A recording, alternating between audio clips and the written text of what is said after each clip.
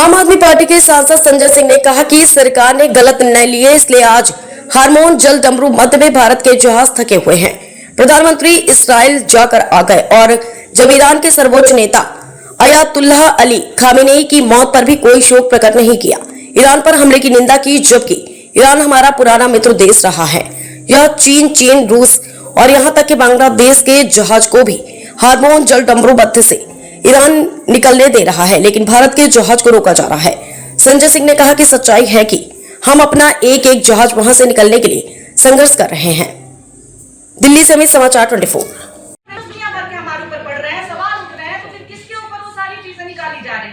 जनता के ऊपर निकाली जा रही है। किसी को कोई फिक्र नहीं है। वो अथॉरिटी जो इस्टेब्लिश करना है कि भाई कैसे कोई है जो ये नहीं कह रहा है कि ईरान के जबड़े से मोदी जी 22 जहाज छीन करके लेके आ गए। ये कौन लोग हैं जो नहीं कह रहे हैं कि हम लाहौर में घुस गए हैं? ये लोग कौन है जो ये नहीं मान रहे कि हमें नासा ने बोला है कि बेस्ट नहीं। ऐसे लोगों को टारगेट किया जा रहा है, बार-बार लगातार किया जा रहा है। फेसबुक पेज जो है हमारा भारतीय बैंक, आपको क्या लगता है इससे पहले दिक्कत नहीं हो रही? लगातार स्ट्राइक्स आ रहे हैं। हमारा चैनल शैडो बैन कर दिया गया है और एक ही प्लेटफॉर्म नहीं, लगभग सारे पे मास रिपोर्टिंग एक तरफ से की जा रही है। आईटी ट्रोल्स महिलाओं के पीछे, खासतौर से महिला पत्रकारों के पीछे खुले में छोड़ दिए गए हैं। रेप थ्रेट्स दिए जाते हैं महिला पत्रकारों को। मेरे घर वालों तक के ये लोग नंबर, फोटोज की तुम्हारा बाप ये है, तुम्हारा भाई ये लोग लेकर के आ जाते हैं। ये कौन लोग हैं? ये लोग आईटी एक्ट के तहत नहीं आते। वो लोग जो कि रेप थ्रेट देते हैं, जो कि जान से मारने की धमकी देते हैं, वो आईटी एक्ट के तहत नहीं आते हैं। लेकिन जो लोग ये कहते हैं कि जनता परेशान है सर कुछ कीजिए, उनको आईटी एक्ट में ला करके ये लोग और कहते हैं कि चलो इनका मुंह बंद करा दो। तो अभी तो यही चल रहा है हमारे साथ। लेकिन अगर इनको लग रहा है कि ये डर जाएंगे, तो डरना तो है नहीं, क्योंकि सरकारें आती जाती रहती हैं, जनता बनी रहती है, नेता आते जाते रहेंगे, पत्रकारिता बनी रहेगी, क्योंकि पत्रकारिता जिंदाबाद थी, है और रहेगी। वैसे ही पॉलिटिक्स जिंदाबाद था, जिंदाबाद है और जिंदाबाद रहेगा। बहुत शुक्रिया। और #सपोर्ट पॉलिटिक्स, #सपोर्ट जनता। बीतते ही फिर क्या होता है? कुछ नहीं होता है। आज एक बार फिर से पलायन की स्थिति हो गई है। अगर अफवाह है परेशानियां लोगों की, तो फिर पलायन की स्थिति क्यों बनी है? कोई भी अपने घर से 10 कदम जा करके किसी भी एजेंसी पे चला जाए, किसी भी बस स्टेशन पे चला जाए, रेलवे स्टेशन पे चला जाए, उसे हकीकत नजर आ जाएगी। लेकिन ये लोग चाहते हैं कि ये हकीकत सामने ना आए। और मैं एक बार फिर से यही कहूंगी कि जब अपराध ना हो करके अपराध को एक्सपोज करना अपराध हो जाए, इसका मतलब है कि दिक्कत किसी अपराधी को ही हो रही है, कमान कहीं तो किसी गड़बड़ हाथ में है। वरना आप ये सोचिए कि बच्चों के सामने खेल दिखाने वाले बच्चों के अकाउंट से इतना कैसे डर जा रहे हैं कि 6-7 साल की बच्ची का अकाउंट बैन किया गया है भारत में। 6 साल की बच्ची का अकाउंट। ये कौन लोग हैं? ये इतना क्यों डर रहे हैं? क्योंकि एक भाई कह रहे थे कि भाई बड़े चैनल के ऊपर एक दबाव रहता है। सरकार दबाव कैसा रहता है? इसका दबाव रहता है प्राइवेट प्लेयर्स जो उनको विज्ञापन देते हैं, उसका भी दबाव रहता है। गवर्नमेंट के विज्ञापन का दबाव रहता है। ये खबर नहीं चलेगी, उस चैनल की मजबूरी है, या तो वो विज्ञापन लेके अपने कर्मचारियों की तनख्वाह दे, या फिर वो खबर नीचे गिरा दे। ज्यादातर लोगों ने ये किया कि भाई उन्होंने खबर को नीचे गिराना शुरू किया।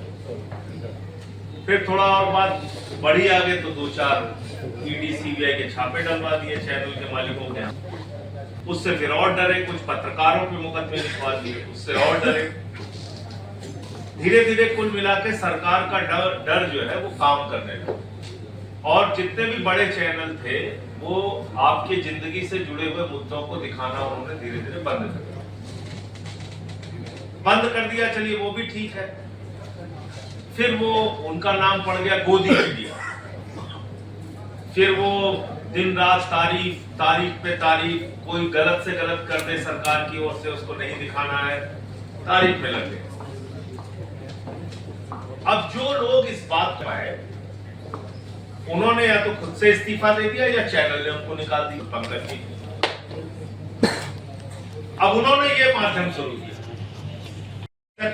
रील बोले तो कमाने भी लगे लोग, भी कमा रहे हैं, बताइए जवाब आपको देना। कहे तो हम पूरे मोदी वालों ने ठीक कर लिया। और मैं समझता हूँ कि उनका बात ना 4 PM मुकेश इन्होंने तो आप कल्पना जितने भी हुए वो से आपने दी। अच्छा आपके मैं आपके पास है कोई वीडियो की एडिटिंग का या करना है उनकी बात अच्छा इनको ठीक है अब हमें करना है कि इस लड़ाई को लड़ना है अभी करना है इनके आगे महीने 130 दिन भेजे अगर जेल से बाहर आएंगे डरे हुए क्या क्या बोलेंगे जिस दिन से मैं आया हूँ उस दिन कोई भी ऐसा दिन नहीं गया जिसमें नरेंद्र मोदी की सरकार के खिलाफ जमकर बोलना है पूरे हिंदुस्तान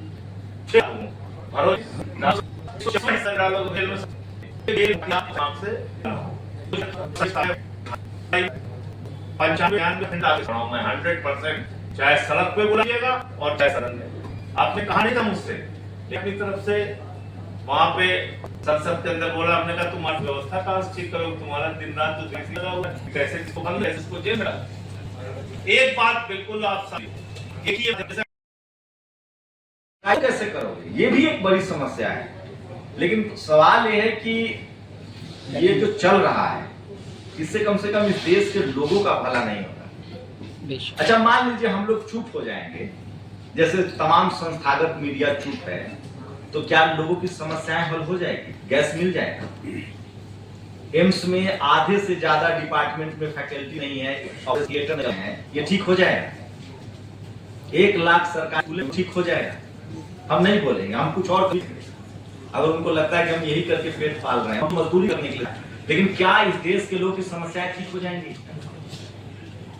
क्या लोगों की जो समस्याएं हैं गरीबी है लाचार हम लोग तो सरकार का आंख और कान बनने की कोशिश कर रहे हैं कि एक हमारे प्रधानमंत्री पूरा 150 करोड़ को तो एक इंडिविजुअल नहीं देख सकते हैं ऐसे भी उनके पास बहुत काम है चुनाव प्रचार सबसे ज्यादा करना रहता है तो हम तो उनके आंख कान है कि सर आपके इस राज्य में ये प्रॉब्लम है इस राज्य में खाने की समस्या है गैस की समस्या हो रही है हम तो मदद कर रहे हैं पत्रकार क्या होता है वॉच डॉग होता है मदद कर रहा है